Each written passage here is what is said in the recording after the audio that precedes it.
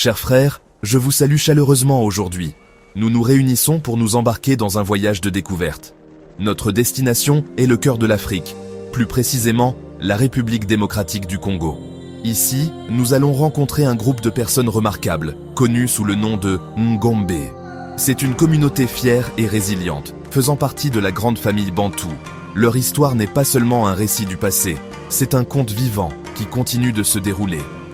Le peuple Ngombe a un riche héritage, rempli d'histoires fascinantes, de coutumes uniques et d'un lien profond avec le monde naturel qui les entoure.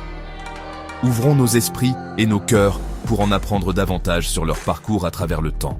Les Ngombe sont l'un des nombreux groupes ethniques qui composent la belle mosaïque de la population congolaise.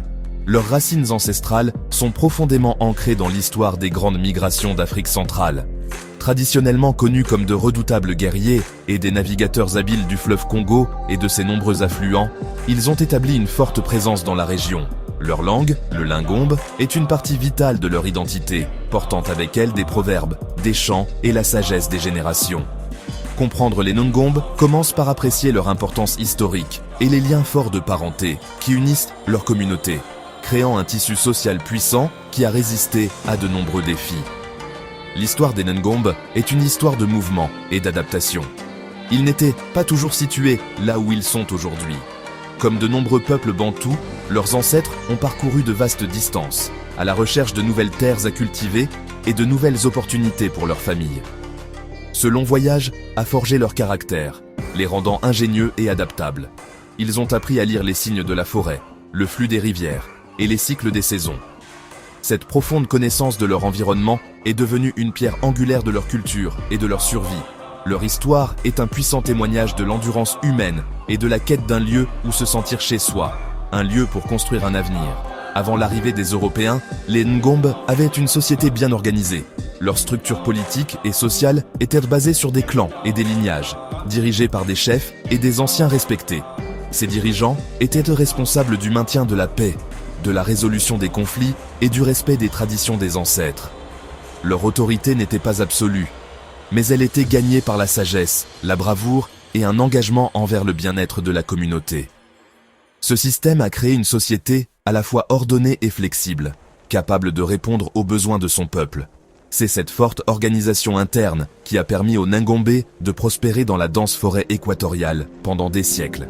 Si vous avez apprécié cette découverte du peuple Ngombe, n'oubliez pas de vous abonner à la chaîne YouTube et de liker la vidéo pour soutenir notre travail et ne rien manquer des prochaines explorations. Merci à tous. L'histoire de la façon dont les Ngombe se sont installés dans la cuvette centrale est un chapitre d'une ampleur épique dans leur histoire. Cette migration significative s'est déroulée sur une longue période, à peu près entre les années 1600 et 1890. Ce ne fut pas un événement unique, mais une série de mouvements, alors que différents groupes familiaux et clans poussèrent vers le sud et l'est. Ils ont voyagé depuis leur terre d'origine, probablement plus au nord, naviguant sur le réseau complexe de rivières qui sillonnent le bassin du Congo. Le fleuve Congo et ses affluents, tels que l'Ubangi, la Mongala et l'Itimbiri, étaient à leurs autoroutes, les guidant à travers la dense et imposante forêt tropicale vers de nouveaux territoires. Leur voyage fut motivé par divers facteurs. Certains historiens suggèrent que la pression d'autres groupes migrateurs du Nord les a poussés à chercher de nouvelles terres. D'autres pensent qu'il s'agissait de la recherche de terres fertiles pour l'agriculture et d'un meilleur accès aux zones de pêche et de chasse. Quelles que soient les raisons spécifiques, il s'agissait d'une entreprise difficile. Le peuple Ngombe a dû naviguer dans des environnements inconnus et souvent dangereux. Ils se sont appuyés sur leurs compétences exceptionnelles de bateliers, leur courage de guerrier et leur connaissance collective de la survie. Ils ont établi des campements temporaires le long des rives, s'enfonçant progressivement dans la forêt jusqu'à ce qu'ils trouvent les endroits idéaux pour construire des foyers permanents. En arrivant dans la cuvette centrale, les Ngombe n'ont pas trouvé une terre vide. Ils ont rencontré d'autres groupes, y compris divers peuples pygmées qui étaient les habitants originels de la forêt. Les interactions entre les Ngombe et ces groupes étaient complexes. Parfois, il y avait des conflits pour les ressources, mais souvent, il y avait des périodes de coexistence pacifique et de commerce. Les Ngombe échangeaient des produits agricoles contre des produits forestiers, et un système d'interdépendance s'est développé. Au fil du temps, les Ngombe ont établi leur domination dans la région grâce à leur structure sociale organisée et à leur population croissante, se taillant une patrie dans cet environnement équatorial, vaste et riche en ressources. À la fin du 19e siècle, les Ngombe s'étaient solidement établis sur un vaste territoire au sein de la cuvette centrale. Ils avaient adapté leurs techniques agricoles au sol forestier, cultivant des cultures comme l'igname, le manioc et les bananes. Leur village était stratégiquement situé le long des rivières, ce qui leur fournissait de la nourriture, de l'eau et un moyen de transport et de communication entre les différentes communautés. Cette longue période de migration et d'établissement a défini le peuple Ngombe, forgeant leur identité de maître du fleuve et de la forêt, une identité qui reste une source d'immense fierté pour eux à ce jour. Si vous avez apprécié cette histoire, n'oubliez pas de vous abonner à la chaîne YouTube et de liker la vidéo pour soutenir notre travail et découvrir d'autres récits fascinants sur les peuples du Congo. La vie quotidienne du peuple Ngombe est profondément liée au monde naturel et à leurs traditions ancestrales. La communauté travaille ensemble, les tâches étant réparties entre les hommes, les femmes et les enfants. Les hommes sont généralement responsables du défrichement des terres pour l'agriculture, de la chasse en forêt et de la pêche dans les rivières. Ils sont également les principaux constructeurs de huttes et de pirogues. Les femmes, quant à elles, sont les principales cultivatrices des champs. Elles plantent, désherbent et récoltent les cultures qui nourrissent leur famille. Elles s'occupent également du foyer, préparent les repas et élèvent les enfants, transmettant les connaissances culturelles et les histoires d'une génération à l'autre. Une plante d'une immense importance culturelle et pratique pour les Ngombe est le Marantocloa congensis, connu localement sous divers noms. Cette plante à grandes feuilles est plus qu'un simple feuillage. Elle est un élément fondamental de leur existence quotidienne. Ces feuilles larges et robustes sont utilisées à de multiples fins. Elles servent d'assiette naturelle pour servir la nourriture, d'emballage pour la cuisson de plats comme le liboc, poissons ou viande cuits à la vapeur dans des feuilles, et de matériaux durables pour la toiture de leur maison, offrant une excellente protection contre les fortes pluies tropicales. Cette plante symbolise l'ingéniosité des Ngombe et leur capacité à utiliser tout ce que la forêt leur offre, démontrant un mode de vie durable. Au-delà de ses usages pratiques, le Marantocloa congensis a également une signification spirituelle. Ces feuilles sont souvent utilisées dans les cérémonies et rituels traditionnels. Elles peuvent être posées sur le sol pour créer un espace sacré ou utilisées dans les pratiques de guérison par les médecins traditionnels, connus sous le nom de Nganga. La plante est considérée comme un don des ancêtres, un symbole de vie, de pureté et de protection. Sa présence constante dans le village et dans les activités quotidiennes rappelle sans cesse le lien profond entre le peuple Ngombe, leurs ancêtres et la forêt qui les nourrit. Les vertus de cette plante sont célébrées dans les chants et les histoires, soulignant son rôle central dans leur culture. Les traditions et les cérémonies marquent les étapes importantes de la vie au sein de la société Ngombe. Les naissances, les rites d'initiation pour les adolescents, les mariages et les funérailles sont tous des événements communautaires importants. La musique, la danse et le conte sont des éléments essentiels de ces cérémonies. Le rythme des tambours et les voix puissantes des chanteurs emplissent l'air, reliant les vivants au monde des esprits de leurs ancêtres. Ces traditions ne sont pas seulement un divertissement, elles sont un moyen de renforcer les valeurs sociales, de transmettre les connaissances historiques et de maintenir l'unité et l'identité du clan.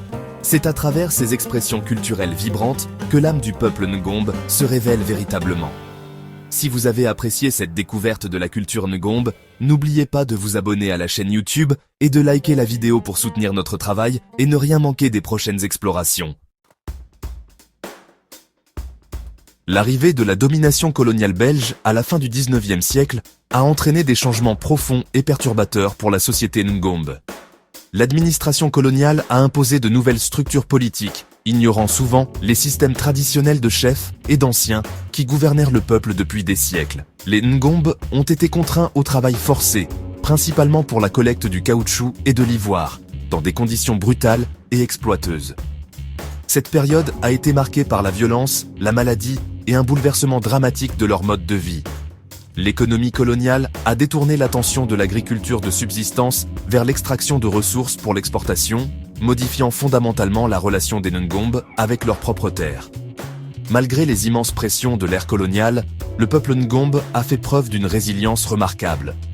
Ils n'ont pas accepté passivement le nouvel ordre.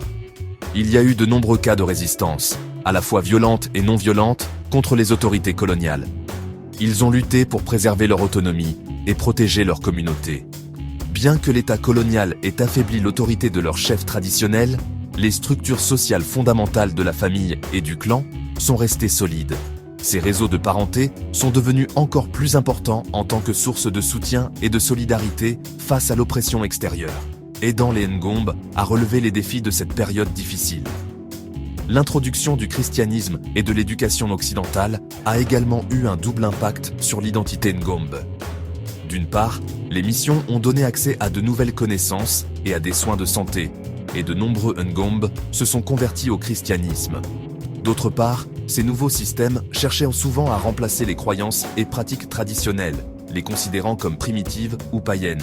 Pourtant, le peuple Ngombe a trouvé des moyens de mêler le nouveau à l'ancien. Beaucoup ont intégré des éléments de leur vision du monde ancestral dans leur foi chrétienne, créant une culture syncrétique unique. Ce processus d'adaptation leur a permis d'embrasser le changement sans perdre complètement leur fondation culturelle. Aujourd'hui, le peuple Ngombe continue de naviguer dans les complexités du monde moderne tout en s'accrochant à son identité. Ils sont confrontés à des défis persistants, notamment des difficultés économiques et l'instabilité politique en République démocratique du Congo. Cependant, leur esprit reste intact. La langue lingombe est toujours parlée, les cérémonies traditionnelles sont toujours pratiquées, et les histoires de leur grande migration et de leur fier passé guerrier sont toujours racontées aux jeunes générations. L'identité Ngombe n'est pas une relique du passé, c'est une force vivante et évolutive. Leur histoire est un puissant rappel de la force durable de la culture et de la résilience inébranlable de l'esprit humain face à des changements profonds. Si vous avez apprécié cette vidéo et souhaitez en découvrir davantage sur les cultures africaines, abonnez-vous à notre chaîne YouTube et n'oubliez pas de liker la vidéo. Votre soutien nous aide à partager encore plus d'histoires inspirantes. Merci.